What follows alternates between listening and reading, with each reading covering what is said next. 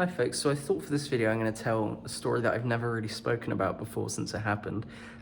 It's a completely true story. It's the story of the first showing of the first draft of Infamia. It was a showcase performance that I did on my college course, which was at Western College, where I also worked at the time. So I was working a lot of hours kind of on a job at the same time as studying.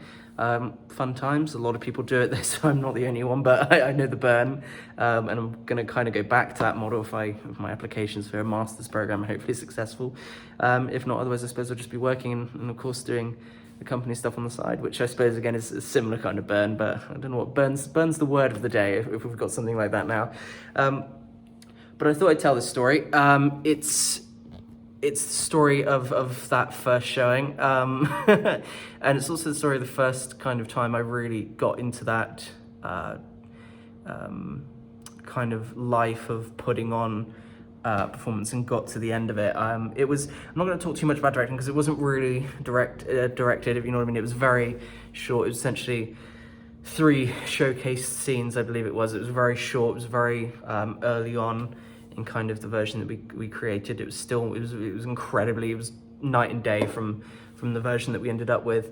I managed to ask a lot of the friends of mine that I had kind of studying with me at college to get involved with it, because I wanted to make kind of a piece to finish off the year, because unfortunately I'd not been able to get involved with the end of year show because I had a job at the time and just there's no way I could swing it, getting to the rehearsals and stuff, so I had to kind of skip it and not be able to do it, which was a bit gutting, especially because it came out quite nice, but at the same time is I wanted to do something for me, kind of to finish off the year for my kind of send-off, you know, I wanted one. So I go and ask permission. I go to the teachers there, and I ask permission to put this on, put on a little thing, and that's all I ask. I ask just to put on a show. Don't ask any more than that.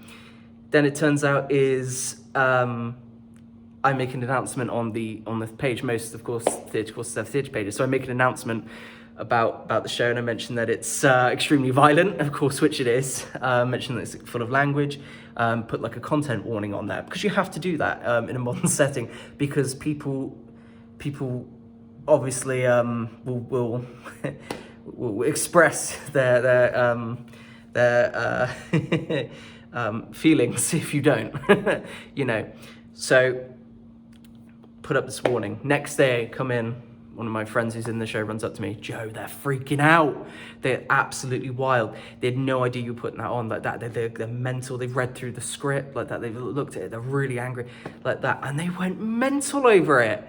They went absolutely mental over it. And especially, oh my God, I got dragged into the office. I was there. And they said, oh, this isn't what we approved. And I said, it's a script, what's wrong with it? And they go, well, you've used terminology like homophobic terminology, you've used racial terminology. And I go, it's 1930s America. What planet are you on? You know what I mean? I didn't say that obviously at the time, but I wanted to say it. And I was just stupefied by it. And we got into a fight over this word because, of course, the thing is these are racist men. These are vile men, awful men. And this is a place that's supposed to be, of course, I say supposed to be, teaching good practice for kind of performance, kind of performance in general, and they flip out over the use of this one word, which is an outdated term. I think you can guess what it is. It starts with the letter N. It's quite a term, but it is a term that was used wildly back then in America. You know, this is, we're talking. You look at segregation in the 1950s. The further you go back, the worse it gets. So anyway, so I get pulled into the office of the head of kind of that course, and we start discussing the word, and I go, but it's in context. I don't understand the problem. We put a warning out, and they say it's a protected characteristic. You can't use that word. You can't say anything about it. And I got absolute hell for it. And I said, this is a joke. I went, fair enough. If I was just saying it off the wall, I could maybe understand that, or just using it for the sake of using it for shock value. And even then, shock value still has its place, but to use it once in a show that's set in 1930s New York with men who are actively racist, I think that was ludicrous. So, and I got into this heated debate with the course lecturer. I have no intention of speaking to these people ever again, which is why I'm happy to talk about it. I said, I think this is crazy, and I said to them, because they were going to win, and I remember saying, I went, I know you're going to win and I'm going to have to take it out, but I'm going to fight you on it because it's the right thing to do. And she just looked at me like, I don't understand, like that. And she said, what did she say?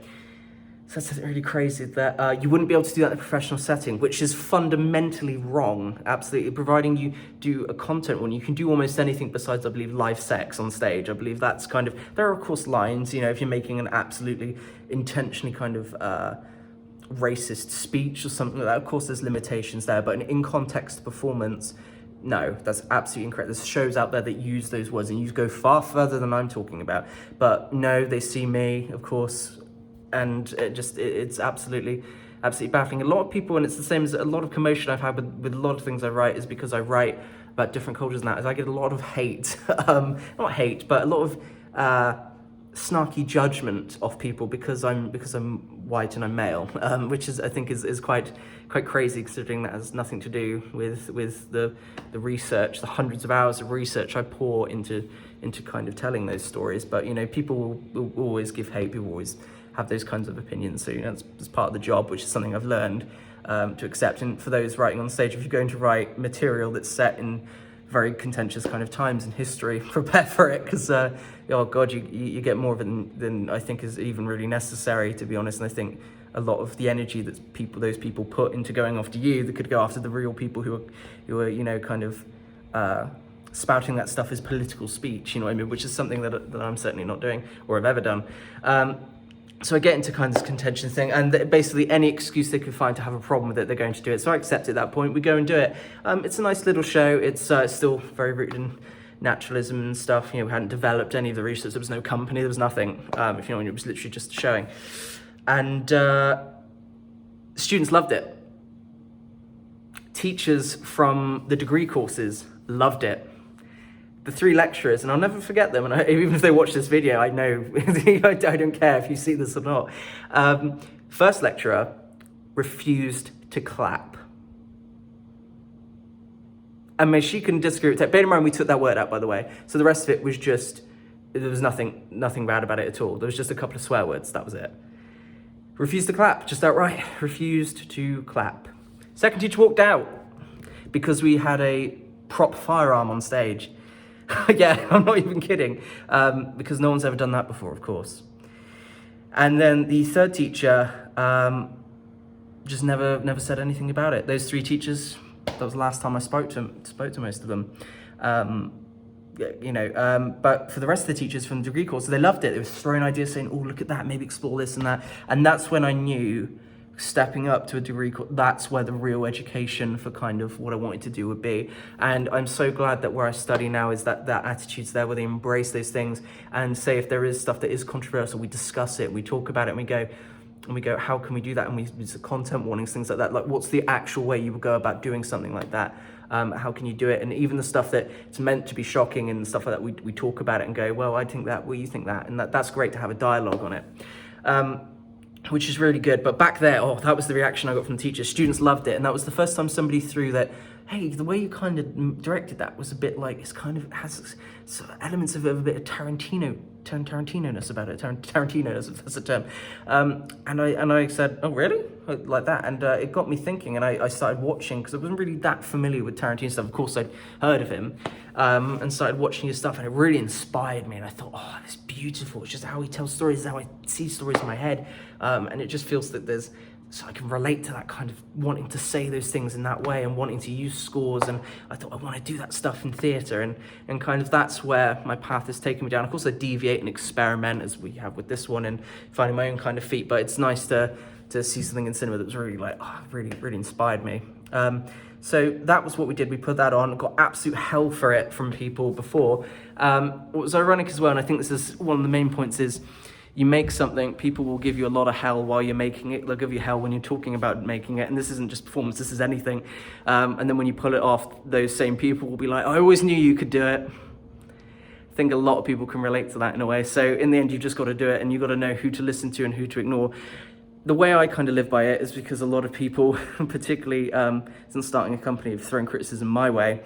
The way I kind of live with it is I say, I always listen. Doesn't mean I'm going to do what you tell me to do, though. And I think that's the best way to kind of live with anything. But that's a true story. That's what happened the first time I put something on, and that was also the last time I put something on there. As I left a couple of months, came to London, and I've never looked back. True story though.